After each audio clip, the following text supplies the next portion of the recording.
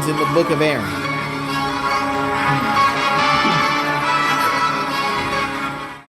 Shout out to Code Comics and again everybody who's tagged me in this one. And to be kind of honest, this is once again a matchup that I'm gonna be honest with you, I kind of get sick of doing these kind of matchups because some of them are just like flat out easy. But let's really talk about the walking contradiction that is Doomsday.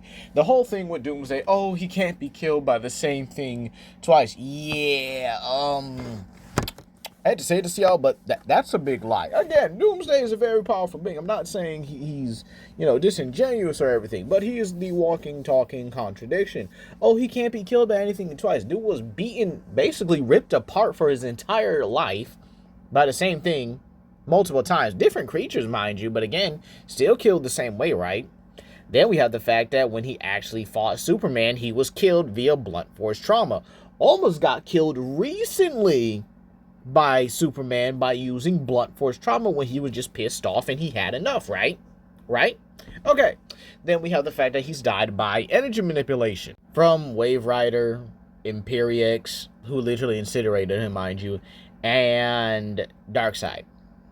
Yeah, I know, absolutely crazy. Then the fact that his power can be drained is also not a good thing here. Yeah, he still managed to kill Parasite, and this is because Doomsday does have an infinite amount of power or infinite amount of strength, which again should be exceptional. Doomsday should have an infinite to an immeasurable level of strength and power. But again, it's the fact that when Superman said, you know what, enough is enough, and he just started literally beating the crap out of him to the point where they literally had to stop Superman from killing him again, or he'll just come back another time and be stronger, and had to inject this dude with the Black Mercy. Oh, and keep this in mind as well, Doomsday is not immune to erase your existence, and if you want to actually go ahead and go with the whole, oh well, what about Hunter Prime Doomsday where he automatically adapts? Okay, cool. So I want y'all to actually explain something. Why hasn't he adapted to magic? Why hasn't he been able to adapt to erase your existence? Right? Because if he could adapt to those things, then by all means prove me wrong. But the only way he came back from being literally sent to the edge of the universe and erased from existence, mind you, is because Brainiac or some other entity, maybe it was the Crisis on Infinite Earths event, had actually resetted the universe so that way he was able to come back. And I'm just saying, Doomsday is a powerful being. I understand that. He's a powerful entity. He's a powerful villain. Well, if not, he's actually physically one of the strongest villains in the verse. But the thing about him not being able to die the same way twice really does need to go, especially in like current years. This man can be killed by the same way by multiple different beings who likely just have it at a higher level than the other person. And again, keep in mind, I put that in order from people who I think are weaker to stronger. All right, you might be like, oh well, Darkseid's Omega beams can erase someone from existence. Yeah, y'all do know he knows how to control that, right? And he can choose whether or not he wants to erase somebody from existence. But again, if he was immune to existence erasure, this wouldn't have happened to him. But they sent him to the edge of the universe where nothing ever exists, and then he just wind up being erased. Yes. How quaint now, isn't it? But with Optimus Prime here, this isn't going to be a good match. You see, Optimus could just overwhelm him with his energy manipulation. He's overwhelmed Thunderwing, who is basically Transformers' version of Doomsday.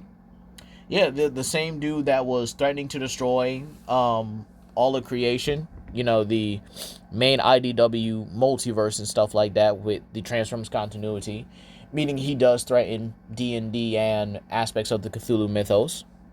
Optimus has also been able to beat Nova Prime, who was in full control and inside of the dead universe, mind you, a universe that is vastly volatile and raw with power and is sentient with devoid, as I explained in the last video. So Optimus was able to beat essentially a Hell Lord in his domain. That's basically the equivalent of him beating Mephisto in his own realm, or Nightmare in his own realm. Yeah, I know, crazy, ain't it? And keep in mind, he was still able to harm and even destroy Regenesis Shockwave. Oh, but he allowed himself to be taken out. Yes, I understand that. But that does not change how durable he is. And if Optimus and Megatron are still capable of damaging him enough for him to explode and be taken out, that should say a lot. Let's not forget, he's also killed Elder Gods, and his D&D ranking is literally putting him on par with the higher abstract entities in the verse. Keep in mind, rank also determines how much you can resist. So, if he's on par with beings like Nico Bolas, but Nico Bolas is from Magic the Gathering. See, if y'all did y'all research, y'all would know Magic the Gathering is Dungeons and Dragons, just with cooler steps. But with that being said here, this means he would actually be on par with entities like Nico Bolas, Tiamat, the Lady of Pain, and the Serpent. Again, this is still IDW, by the way, and he has all these things. This means he has a high level of hack resistance, high level of magical augmentation, if you will, here. And keep in mind as well, again, Optimus could always just pull out the Matrix to leadership and erase Doomsday from existence. And keep in mind, no, Doomsday cannot adapt and come back from this. See, if any DC fanboy wants to really argue it, they would have to come here and show the fact that Doomsday is capable of not only surviving existence erasure, but surviving it on a narrative level. Because you see, the Matrix of Leadership being a multiverse of singularity means it would scale to other matrices in terms of its raw destructive power. This even includes the fact that it's able to harm a Unicron that is capable of consuming his entire comic and his own narrative that just didn't bother affecting him, by the way, and being able to threaten the entire writer, who didn't disagree that Unicron could come over here, by the way, and just, straight up snatch us up, but had to bargain with him. So, with that being said here, what does Doomsday really have?